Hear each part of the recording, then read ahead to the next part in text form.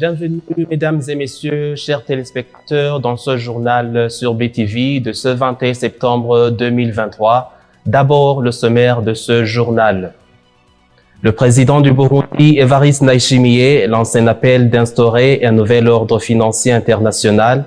C'était lors du discours prononcé à la 78e session. Des photos des hommes et femmes sont affichées sur la façade de l'immeuble Oldist dans le cadre de la célébration de la journée internationale de la paix. Elisabetta Pietron, nouvelle ambassadrice de l'Union européenne au Burundi, réaffirme les efforts que fournit sa délégation au Burundi. Les détails dans quelques instants.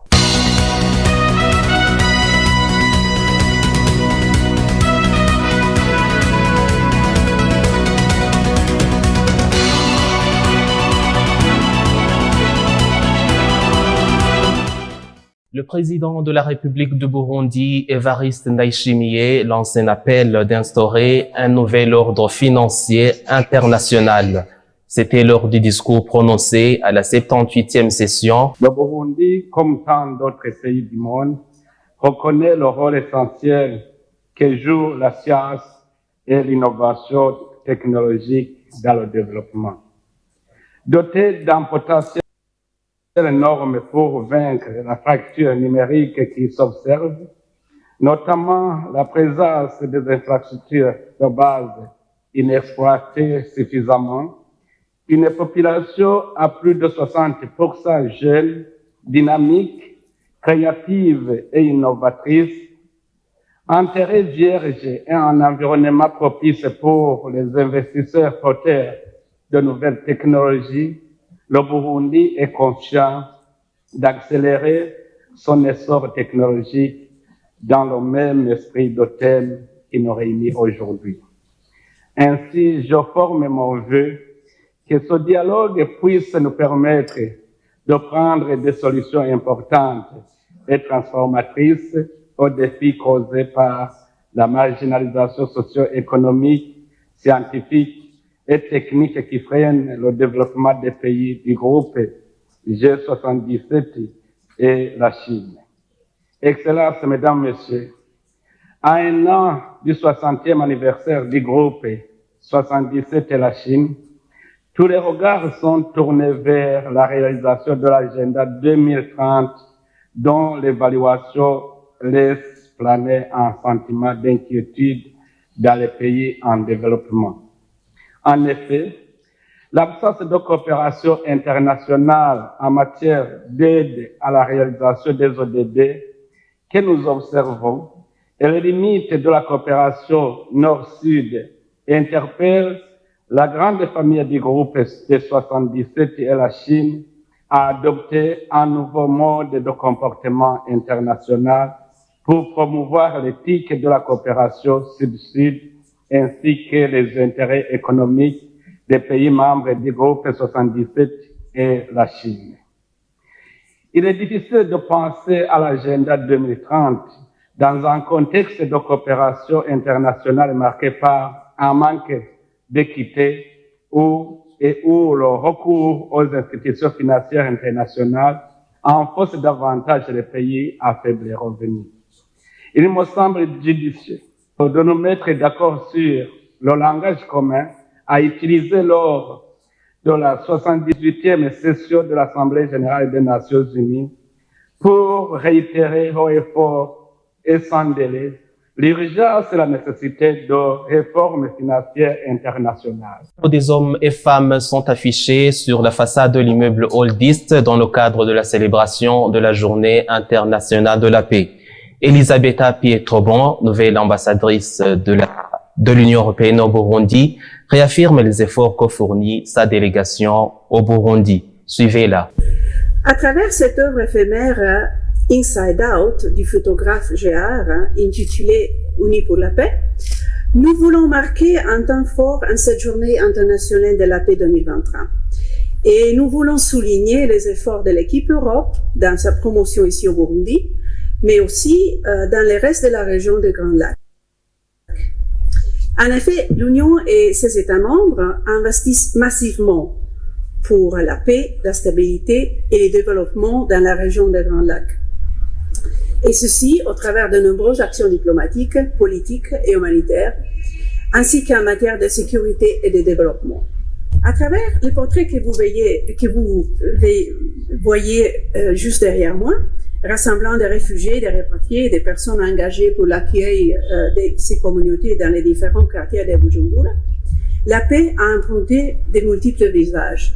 Comme vous le savez, l'Union européenne est engagée activement dans le soutien humanitaire et l'intégration des réfugiés au Burundi et des réfugiés et rapatriés burundais.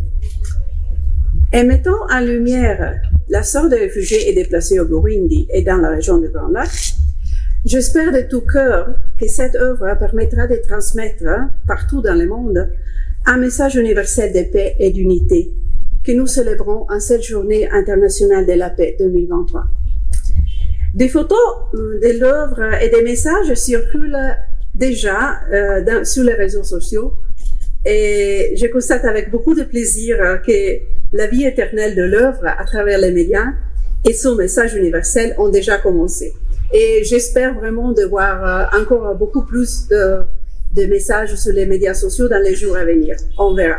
Le Burundi contribuera dans le développement des jeunes regroupés dans le programme Paej tel que prononcé par le vice-président de la République, Prosper Bazombanza. Reportage signé Benoît Sindaïgouagne. L'État ne ménagera aucun effort pour que la jeunesse atterrisse au beau port du développement durable. C'est l'un des principaux points prononcés par le premier vice-président Prosper Bazombanza ce jeudi le 21 septembre 2023 à Bujumbura sous le thème le rôle de la jeunesse dans la mise en application de la vision Burundi émergent 2040 et Burundi développé 2060.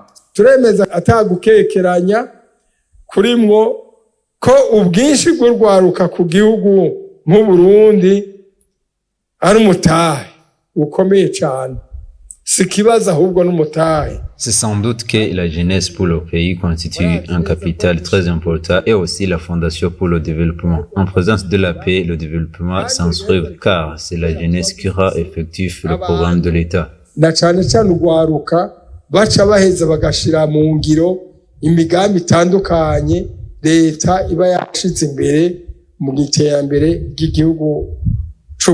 Il lance un appel à la jeunesse déjà entamé les activités d'autodéveloppement de porter le flambeau pour la jeunesse qui est encore en arrière. Ni no muri iyo ntumbero kandi twagomba gutera kamo rwaruka rwaba urukoraniye muri kino kibanza.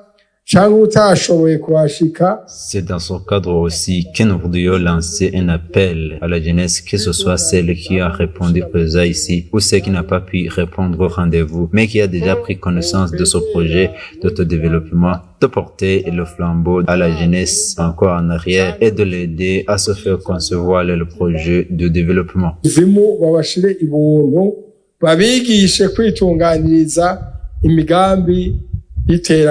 Signalons que les activités du Forum des jeunes du programme Paej ont vu la participation de différentes autorités du pays, à commencer par le premier vice-président de la République du Burundi, le maire de la ville de Bujumbura, le coordinateur national du programme Paej et bien d'autres. La société Mobinetel a organisé une journée de prix pour récompenser ses représentants et agents qui se sont bien comportés.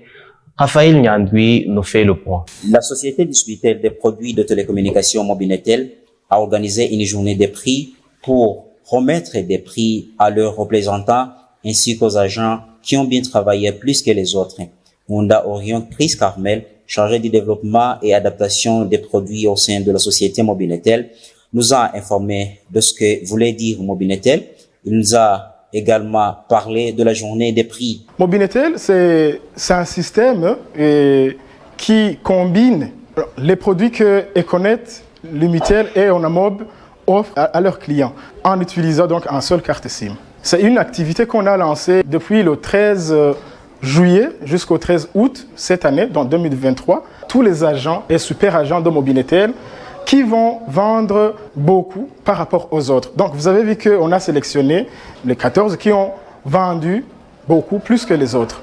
Il nous a également informé des projets futurs de leur société. On doit couvrir tout le territoire continental. Maintenant, dont je vous parle, on a déjà ouvert 2 agences en RDC et en Tanzanie. Donc, notre mission est de couvrir donc, tout le continent africain. Ceux qui ont reçu des prix ont remercié la société Mobinetel de continuer à faciliter leur travail quotidien, car dans le passé, il fallait avoir de nombreuses cartes SIM pour distribuer des unités et transférer de l'argent. Mais maintenant, c'est très facile. Mobinetel a commencé à travailler en 2016 et est actuellement implanté dans différents coins du pays, alors qu'elle a déjà commencé à ouvrir des agences en République démocratique du Congo et en Tanzanie. Il convient de noter que les 4 représentants ont reçu 500 000 francs chacun, tandis que les 10 agents ont reçu 100 000 chacun, alors qu'ils sont tous originaires de différentes provinces du Burundi. À l'international, l'Iran, pays fortement islamique, renforce les sanctions ne portant pas de voile en public. Et suite aux hostilités de guerre au Soudan, l'ONU appelle quelques pays à la solidarité. Le Parlement iranien a approuvé mercredi un projet de loi discuté depuis plusieurs mois qui renforce les sanctions contre les femmes ne portant pas de voile obligatoire dans des lieux publics. Au maximum, toute personne qui commet le délit de ne pas porter de voile ou de porter des vêtements inappropriés en coopération avec des gouvernements, des médias, des groupes ou des organisations étrangères ou hostiles à la République islamique ou de manière organisée, sera condamné à une peine d'emprisonnement du degré 4, soit entre 5 et 10 ans d'emprisonnement, indique le projet de loi. Ce texte est adopté 4 jours après le premier anniversaire de la mort de Mahsa Amini, une Kurde iranienne de 22 ans, décédée le 16 septembre 2022, après son arrestation par la police de Mers pour avoir prétendument enfreint les codes vestimentaires. Ce décès avait déclenché un vaste mouvement de contestation dans le pays. L'ONU a convoqué le gouvernement de l'Arabie Saoudite, de l'Égypte, du Qatar, ainsi que de l'Union européenne et l'Union africaine, appelant à un soutien accru à l'action humanitaire, alors que les voisins du Soudan font face à un afflux constant des réfugiés et des rapatriés. Selon le Haut Commissariat des Nations Unies pour les réfugiés HCR et le Bureau de coordination des affaires humanitaires des Nations Unies OCHA, des millions de personnes, en particulier à Khartoum, au Darfour et au Kordofan, n'ont pas accès à la nourriture, à l'eau, à un abri, à l'électricité, à l'éducation et aux soins de santé. Les taux de malnutrition sont en hausse, laissant présager des décès prématurés pour 700 000 enfants soudanais souffrant de malnutrition aiguë sévère. La moitié de la population souffre de l'insécurité alimentaire aiguë et plus de 6 millions de personnes ne sont qu'à un pas de la famine. C'est à travers ces informations à l'international que s'achève notre journal, mais si vous nous avez pris en cours de diffusion, je vous rappelle les grands titres. Le président du Burundi, Evariste Ndayishimiye, lance un appel d'instaurer un nouvel ordre financier international. C'était lors du discours prononcé à la 78e session de l'Assemblée générale des Nations unies. Les photos des hommes et femmes sont affichées sur la façade de l'immeuble Oldis dans le cadre de la célébration de la Journée internationale de la paix. Elisabetta Pietrobon, nouvelle ambassadrice de l'Union européenne au Burundi, réaffirme les efforts que fournit sa délégation au Burundi. Merci de nous avoir suivis et bonne suite des programmes.